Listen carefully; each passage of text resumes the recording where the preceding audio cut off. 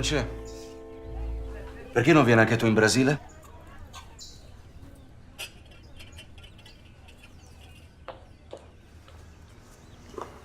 Io ci ho pensato, compari, ma non ho i soldi per portare tutta la famiglia.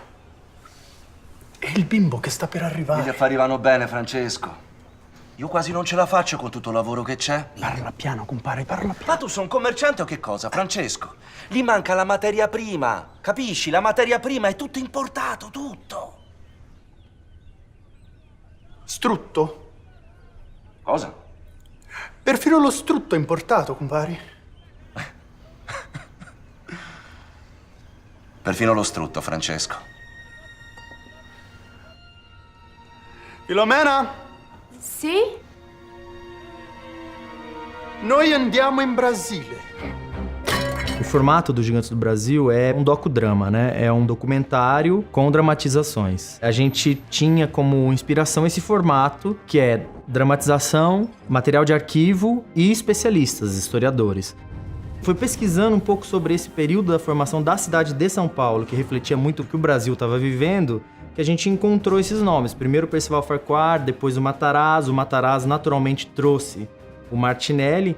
E o Farquhar tinha um rival brasileiro, que era o Gimli. Então, estava todo conectado por uma rede de intrigas econômicas e históricas aí da história do Brasil. Esse país pode te destruir, Sr. Martinelli. Ou te deixar rico, se você souber jogar suas cartas. Porém, a gente não tinha muito registro de como eles eram mesmo, enquanto pessoas, enquanto seres humanos, né? Então, a dramatização nos permitiu criar a nossa imagem de quem eram esses personagens, em termos de personalidade, de caráter. Então, o formato dos Gigantes foi ao encontro disso, de tentar criar personagens reais, humanos, para essas figuras históricas que a gente conhece muito bem. É uma pena. Pensar que uma cidade tão importante como Rio de Janeiro ficará sem energia elétrica me deixa entristecido. O arco da série, ele representa um pouco a história do Brasil nesse momento, né? Porque a gente começa com a proclamação da República, a abolição dos escravos e termina no Brasil industrializado com a sua primeira indústria de base, que era a Companhia Siderúrgica Nacional. Esses personagens estavam envolvidos diretamente nesse período da história. Então, o que eles fizeram em cada situação dessas que a gente abordou deu o arco de cada episódio. Quel coglione mi inganou in pubblico. Fingiu me ajudar enquanto me passava a perna. Hermelino Matarazzo, novo representante da MGI.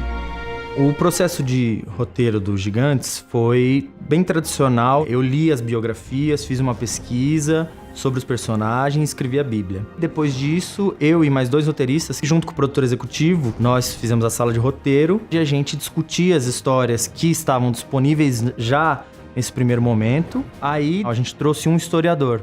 Então, a gente fez uma busca muito grande, por exemplo, de jornais da época. E muitos bits da história vieram, na verdade, da comparação de matérias de jornal. E é justamente por isso que nós precisamos de uma siderúrgica. Uma guerra precisa de aço. Eu entendo. Mas onde vamos conseguir o dinheiro? Isso, meu caro, é trabalho seu. Conseguir um empréstimo depende de como o Brasil vai se posicionar durante a guerra. E, com todo o respeito, senhor presidente, tomar essa decisão é trabalho seu.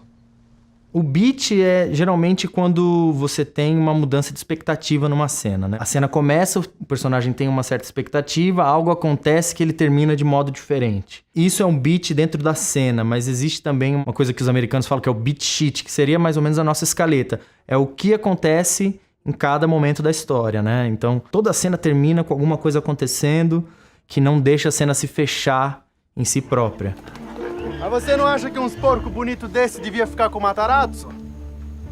Já disse, paisano, não vendo. Entendo.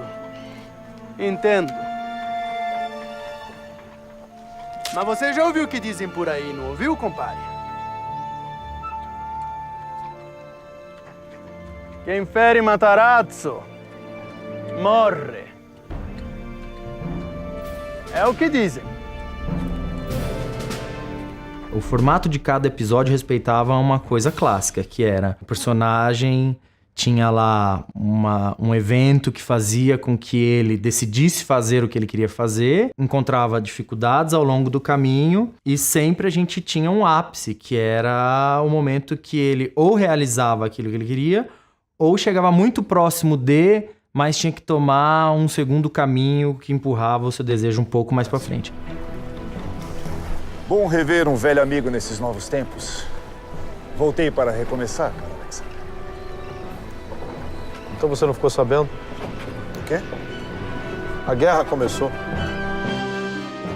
Mas os episódios não são isolados. Uma coisa que a gente queria é que cada personagem tivesse também presente de forma geral na série. Porque era importante que os 4 episódios fossem entrelaçados, as tramas dos personagens fossem ligadas, né? Uma porque foi assim que aconteceu e outra porque narrativamente é muito importante você estar com os personagens sempre frescos na mente, enfim. Isso ajudou, assim, a série ter uma unidade, né?